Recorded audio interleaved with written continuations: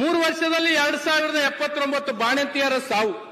ಬಾಣಂತಿಯರ ಸಾವು ಬಗ್ಗೆ 8 ದಿನ ಆಯ್ತು ಅಧ್ಯಕ್ಷರೇ ಸದನದಲ್ಲಿ. ಸರ್ಕಾರ ಇನ್ನೂ ಕಮಿಷನ್ ಮಾಡಿದೆ, ನಾವು ಆಯೋಗ ಮಾಡಿವೆ ಅಂತ ತಿಳ್ಕೊಂಡು ಹೇಳ್ತಾರ. ಸತ್ರ 5 ಜನ ತಾಯಂದ್ರು, ಇನ್ನೂ ಆಯೋಗ ರಚನೆ ಮಾಡ್ತಾರಂತ, ಇನ್ನು ಎನ್ಕ್ವೈರಿ ಮಾಡ್ತಾರಂತ. 5 ಜನ ಸತ್ತ ಮೇಲೆ ಇನ್ನೆಷ್ಟು ಜನ ಸತ್ತ ಮೇಲೆ ಆಯೋಗ ಮಾಡ್ತಾರ ಅಧ್ಯಕ್ಷರೇ? 8 ದಿನ ಆಯ್ತು ಇವತ್ತಿಗೆ.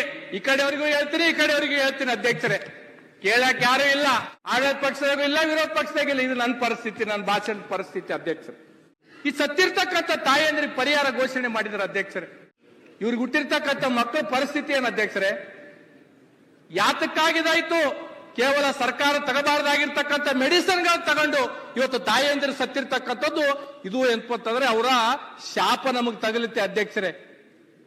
ನಾವು ಇದೇ ತರ ಏನಾದ್ರೂ ಮುಂದಿನ ಪೀಳಿಗೆಗೆ ಉತ್ತರ ಕರ್ನಾಟಕದ ಬಗ್ಗೆ ಧೋರಣೆಗಳು ಇದೇ ತರ ಆದ್ರೆ ಮುಂದೆ ನಾವು ಓಟ್ ಕೇಳಕ್ ಹೋದಾಗ ಜನ ನಮ್ಮನ್ನು ಸೂಟಿಟ್ಟು ಬಂದೂಕಿಟ್ಟು ಹೊಡಿತಾರೆ ಅಧ್ಯಕ್ಷರೇ. ದಯಮಾಡಿದನ್ನೆಲ್ಲ ತಿಳ್ಕೋಬೇಕಾಗ್ತದೆ. ನಾವು ಕೇವಲ ಬರೀ ಚುನಾವಣೆಗಳು ಬಂದಾಗ ಭಾಷಣ ಮಾಡ್ಕೊಂಡು ನಾವೇನೋ ಮಾಡ್ತೀವಂತ ತಿಳ್ಕೊಂಡು ಹೇಳಿ ಕಳಿಸಿದ್ರೆ ಜನ ಒಪ್ಪಲ್ಲ ಅಧ್ಯಕ್ಷರೇ. ಇವತ್ತು ಸರ್ಕಾರ ಈ ಕಡೆ ಬಂದವರು ಇವ್ರ ಮೇಲೆ ದೋಷಣೆ ಮಾಡ್ತಾರ, ಈ ಕಡೆ ಕುಂತವ್ರು ಇವ್ರ ಮೇಲೆ ದೋಷಣೆ ಮಾಡ್ತಾರ. ಈ ಕಡೆ ಕುಂತವ್ರು ಕೆಲಸ ಮಾಡಿಲ್ಲ ಅಂತ ತಿಳ್ಕೊಂಡೆ ಅವ್ರನ್ನ ಆ ಕಡೆ ಕಳಿಸಿ ನೀವೇನ್ ಮಾಡಿರ ಅಂತ ಇವ್ರಿಗೆ ಕೇಳ್ತಾರೆ. ಇವ್ರು ಕೇಳೋದು ಅವ್ರು ಕೇಳೋದ್ರಾಗೆ 10 ದಿನ ಹೋಗ್ತದ, ಮತ್ತೆ ನಾವು ಬೆಂಗಳೂರಿಗೆ ಹೋಗ್ತೀವಿ.